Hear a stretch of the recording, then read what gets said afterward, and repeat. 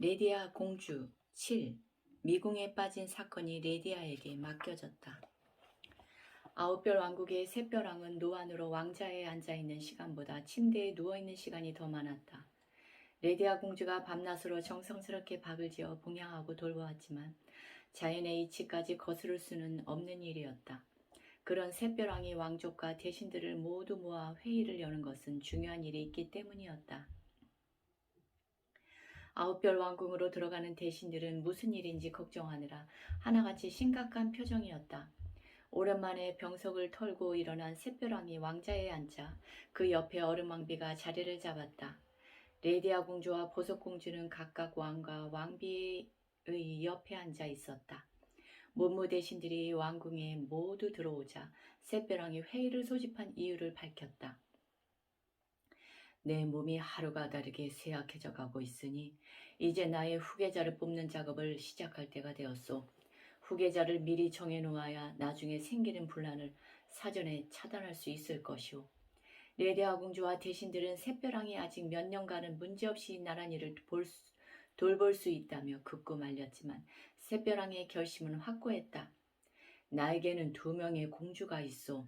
둘 중 더 현명하고 자비롭고 성실한 공주에게 왕위를 물려주고자 하오. 내일부터 나란히를 하나씩 공주들에게 맡겨보면서 왕위를 물려받을 자질을 시험하고자 하니 대신들은 공정하게 2 공주의 능력을 지켜보길 바라오. 대신들은 어쩔 수 없이 왕의 명령을 따르겠다고 크게 대답했다. 샛별왕의 말을 들은 얼음왕비는 보석공주와 함께 작전을 짰다. 2 공주에게 내려진 첫 번째 임무는 왕이 주관하는 재판의 판결을 담당하는 일이었다. 평소 공부에 아무 관심이 없던 보석공주가 재판에서 현명한 판단을 내리는 것은 불가능한 일이었다. 얼음왕비는 법무대신을 몰래 불러 내일 열릴 재판들 중에서 판결하기 쉬운 사건을 보석공주 쪽으로 돌리고 판결하기 어려운 사건을 레디아 공주 쪽에 배당하도록 했다. 문무대신은 얼음왕비가 임명한 사람이었기 때문에 단순하고 간단한 사건이 보석공주에게 돌아가고 증거가 없어 미궁에 빠진 사건이 레디아 공주에게 맡겨졌다. 얼음왕비가 레디아 공주가 맡게 될 사건의 내용을 살펴보더니 회심의 미소를 지었다. 이건 누구도 해결할 수 없는 사건이야.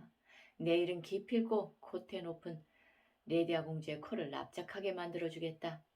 다음날 레디아 공주가 판사를 맡은 재판이 먼저 시작되었다. 여러 대신들과 백성들이 방청석에 앉아서 나라를 이끌어갈 왕의 자질을 가진 공주를 구별하기 위해 눈과 귀를 쫑긋 세웠다. 레디아 공주는 절도 사건의 진범을 찾는 재판을 맡았다. 전 재산이었던 보석을 도둑맞은 보석상과 그의 보석을 훔친 것으로 의심받는 용의자 5명이 레디아 공주 앞으로 나왔다.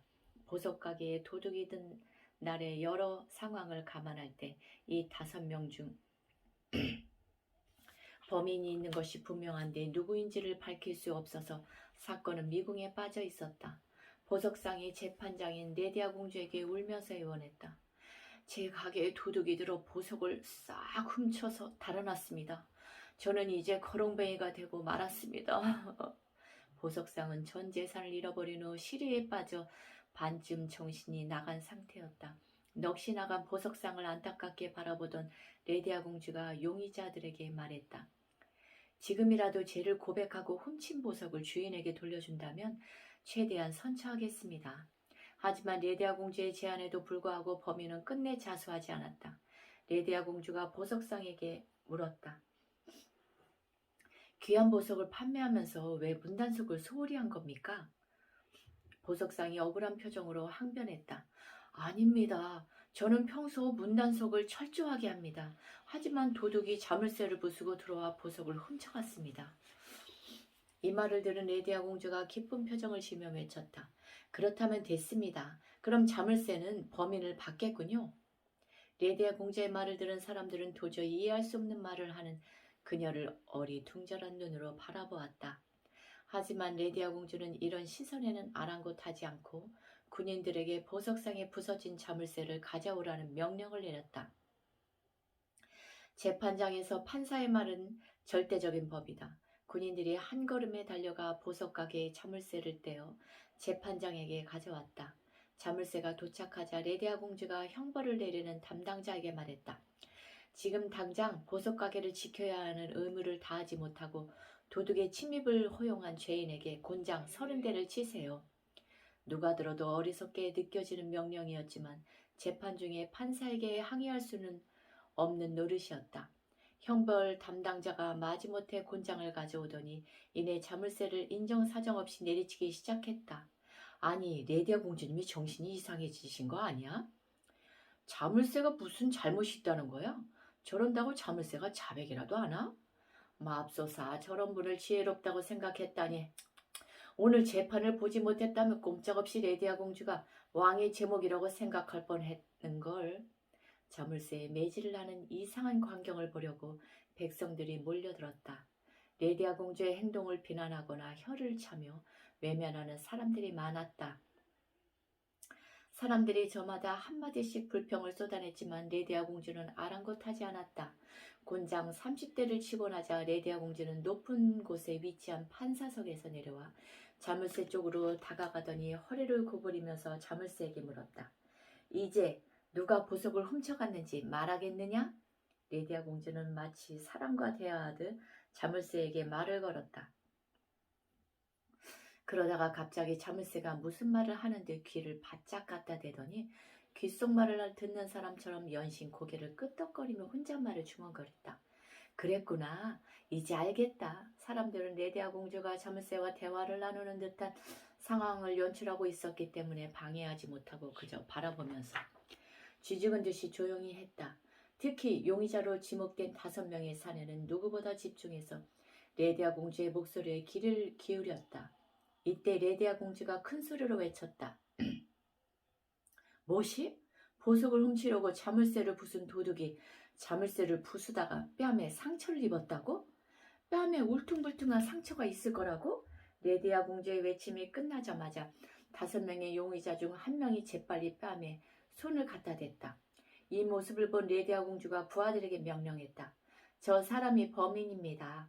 저 사람의 집을 수색하면 잃어버린 물건을 찾을 수 있을 겁니다. 레디아 공주의 말대로였다. 뺨을 만진 용의자의 집을 수색하자 안방 침대 밑에서 훔친 보석들이 쏟아져 나왔다. 사건은 이렇게 해결됐다. 사실 뺨에 울퉁불퉁한 상처가 난 사람은 아무도 없었다. 자물쇠가 말을 할 리가 없기 때문이다. 다만 보석을 훔쳐간 범인은 뺨에 상처가 있다는 레디아 공주의 말을 듣고 자기도 모르게 뺨을 만져보았던 것이다. 다른 4명의 용의자는 보석을 훔치지 않았기 때문에 범인의 뺨에 상처가 있다는 말을 들어도 자기 일이라고 생각하지 않았지만 진범은 그 말이 자기에게 해당되기 때문에 유일하게 반응하고 있었다. 사람들은 그제서야 레디아 공주의 이해할 수 없는 행동이 지혜로운 일이었음을 깨달았다. 아무도 해결하지 못했던 어려운 사건의 진범을 밝혀내고 잃어버린 보석을 되찾은 레디아 공주에게 박수갈채가 쏟아졌다. 다음 재판의 판사는 보석공주였다. 보석공주는 법무대신과 상회에서 자신을 가장 돋보이게 할 수 있는 사건을 맡았다. 그 사건은 다름 아닌 레디아 공주의 스님인 물불 스님과 관련된 사건이었다. 사건의 전말은 이러했다. 물불 스님이 레디아 공주를 만나기 위해 9별 왕궁을 찾아왔는데 어른망비가 뽑은 경비대장이 심술을 부리면서 왕궁으로 들어가는 것을 한사코 막았다. 주변 사람들이 샛별왕과 레디아 공주의 스승이니 안으로 모셔야 한다고 강하게 주장했지만 경비대장은 계속 물불 스님이 안으로 들어가는 것을 막더니 급기야 물불 스님의 뺨을 때리는 만행을 저지르고 말았다. 경비대장은 이 일로 재판에 넘겨졌던 것이다. 물불 스님과 경비대장이 보석공주 앞으로 나왔다. 레디아 공주는 긴장한 표정으로 재판을 지켜봤지만 물불 스님의 표정은 이와 달리 아주 평온해 보였다. 보석공주가 경비대장에게 물었다. 그대가 물불 스님의 뺨을 때렸는가? 예, 맞습니다. 물론 지금은 깊게 반성하고 있습니다. 경비대장이 당당하게 말했다. 자신은 얼음 왕비가 임명한 사람이고 물불스님은 보석공주와 왕위를 경쟁하고 있는 레디아 공주의 스승이니 자신에게 유리한 판결이 나올 것은 자명한 일이었기 때문이었다. 반성하고 있다는 말도 보석공주가 자신에게 유리한 판결을 내리기 위한 구실을 주고자 사전에 약속된 말이었다. 보석공주는 사건 내용을 건성으로 듣는 둥 마는 둥 하더니 이내 판결을 내렸다. 무릇 공무를 집행하다 보면 여러 가지 상황을 맞게 된다. 감정이 격해져서 남의 뺨을 때릴 수도 있고 감정이 격해진 상대에게 뺨을 맞을 수도 있는 일이다. 이는 공무원의 지위가 높고 낮음과는 상관이 없다. 공무를 수행하는 중에 벌어진 일이고 뺨을 맞은 사람이 크게 다친 것도 아니며 뺨을 때린 사람이 반성하고 있으니 벌금형으로 다스리겠다. 경비대장은 물불스님에게 한 푼을 주거라. 보석공주의 판결을 들은 사람들이 웅성거리기 시작했다. 한 푼은 9별 왕국의 화폐 단위 중 가장 낮은 금액으로 시장에서 한 푼을 내고 살 수 있는 것은 고작 작은 풀빵 하나였다. 벌금으로 한 푼을 내려는 것은 곧 물불스님이 뺨을 맞은 것이 대수롭지 않다는 의미가 된다. 레디아 공주의 스승인 물불스님을 여러 사람 앞에서 망신 주려는 것이 분명했다. 경비대장이 크게 웃으며 한 푼을 꺼내 물불스님에게 건넸다. 레디아 공주가 깜짝 놀라서 앞으로 나서려고 했다. 판결이 부당함을 알리며 보석공주에게 이런 판결을 내린 이유를 따질 생각이었다. 그런데 레디아 공주의 발걸음보다 물불스님의 손짓이 더 빨랐다. 물불스님은 판결이 떨어지자마자 곧장 보석공주에게 다가가더니 오른손을 바람처럼 휘둘러 보석공주의 뺨을 보기 좋게 후려쳐버렸다. 찰싹! 보석공주의 뺨에서 요란한 마찰음이 들리자 장내는 깜짝 놀란 사람들의 침묵으로 조용해졌다. 이게 무슨 짓이냐? 뺨을 얻어맞은 보석공주는 화가 머리끝까지 치솟아 올라 길길이 날뛰었지만 물불스님은 대수롭지 않은 일이라는 듯 태연하게 말했다. 공무를 집행하다 보면 뺨을 때릴 수도 있고 뺨을 맞을 수도 있는 일인데 이는 공무원의 지위와는 상관이 없다고 하셨습니다. 공주님이 뺨을 맞은 것은 분명 재판이라는 공무를 수행하는 중에 벌어진 일이고 뺨을 맞은 공주님이 크게 다친 것도 아니며 뺨을 때린 저 또한 반성하고 있습니다. 공주님의 판결대로라면 저 또한 벌금형 한 푼에 해당합니다. 여기 경비대장에게 뺨을 맞은 대가로 받은 한 푼이 있습니다. 이 한 푼을 받고 노여움을 푸시지요. 물불스님은 경비대장이 준 한 푼을 보석공주의 손에 쥐어주었다. 보석공주의 왼쪽 뺨은 물불스님의 매서운 손짓에 뻘겋게 달아올랐고 오른쪽 뺨은 수많은 사람들 앞에서 망신을 톡톡히 당한 부끄러움으로 달아올라 있었다. 그럼 소승은 이만 물러갑니다, 공주님. 물불스님은 공손히 합장하고 재판장을 떠나갔다. 감사합니다.